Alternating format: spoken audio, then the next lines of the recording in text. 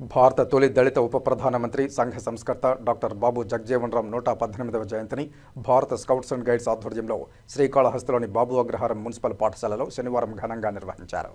ముందుగా బాబు జగజ్జీవన్ రామ్ చిత్రపటానికి పూలమాలలు వేసి నివాళులర్పించారు.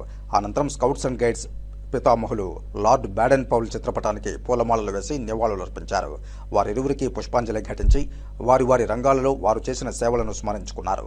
ప్రతి ఒక్కరూ ఆయనను స్ఫూర్తిగా తీసుకుని దేశ సమైక్యతకై పోరాడాలని భారత స్కౌట్స్ అండ్ గైడ్స్ జిల్లా యువజన విభాగ చైర్మన్ షేక్ అజారుద్దీన్ కోరారు. నమస్కారం, నా పేరు Azharuddin. The Bharat scouts and guides Srikalahasti headquarters in charge T Ramesh Babu గారి ఆధ్వర్యంలో Srikalahasti municipal high school Babu Agraharam పాఠశాల ప్రధాన ఉపాధ్యాయులు మరియు assistant guide commissioner Parvathi madam గారి ఆదేశాల మేరకు ఈరోజు బాబు జగజ్జీవన్ రామ్ జయంతి ఆయన పుట్టినరోజు సందర్భంగా శ్రీకాళహస్తి మున్సిపల్ హై స్కూల్ నందు ఆయన విగ్రహానికి పూలమాలలు వేసి నివాళులు.